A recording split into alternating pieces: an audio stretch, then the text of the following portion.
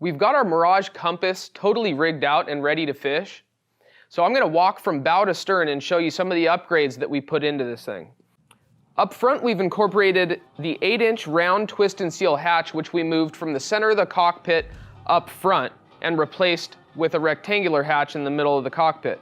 This is a great place for housing your fish finder battery, and that's primarily what it's used for. It also serves as a nice access point for future installs.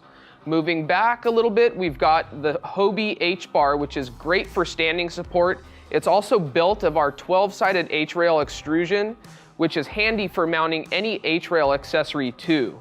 Oftentimes I'll use a H-rail ram ball for mounting an action camera to this. You can also use the track space for mounting the action cam, but depending on how much real estate's taken up by other accessories, this is a great mounting platform.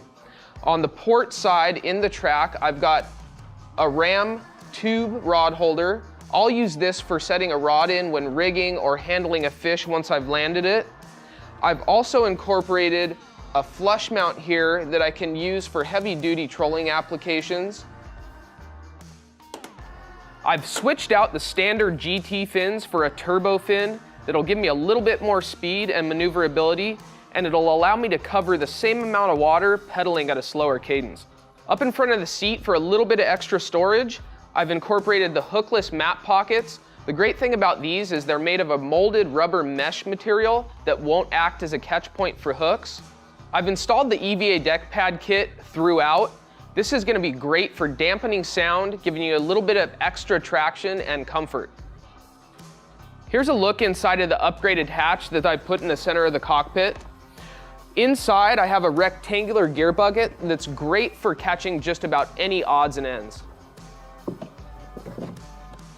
On the starboard side of the kayak, in the track, I've mounted a 1-inch ram trackball that allows me to mount a Lowrance fish finder to, and it gives me infinite adjustability, so that's great. On the starboard side of the boat, I've installed the anchor trolley system, which allows me to attach my anchor point when I'm using a stakeout pole, anchor, or drift chute at any point along the boat to allow me to get just the right positioning. On the back of the Compass seat, I've attached this convenient Vantage seat accessory bag, which has an internal storage pouch along with a key tether for keeping track of your keys while you're on the water. Moving back to the cargo area of the kayak, I've got an H-crate that integrates H-rail handles, allowing me to mount any H-rail accessory to, such as this safety flag and light combo. On the front, facing the seat, I've also incorporated a little bit of extra storage by using an H-rail tackle bin. And to keep my gear dry and secure while on the water, I've incorporated the H-crate soft cover. I've got rod holder extensions plugged right into the molded in rod holders that come standard on the kayak. This allows me to get my reels up and out of the water just a little bit so they stay drier, and it's also easier to reach them when I have rods and reels inserted in these extensions. One of the really exciting features that we've incorporated into the Mirage Compass is that this kayak is power pole ready. With the addition of the Hobie mounting plate and the power pole micro system, you've got swift, silent, and secure anchoring right at your fingertips with this Bluetooth remote. For a more detailed look at each installation video that accompanies these installs, check out Hobie's YouTube channel or visit the product support page on Hobie.com.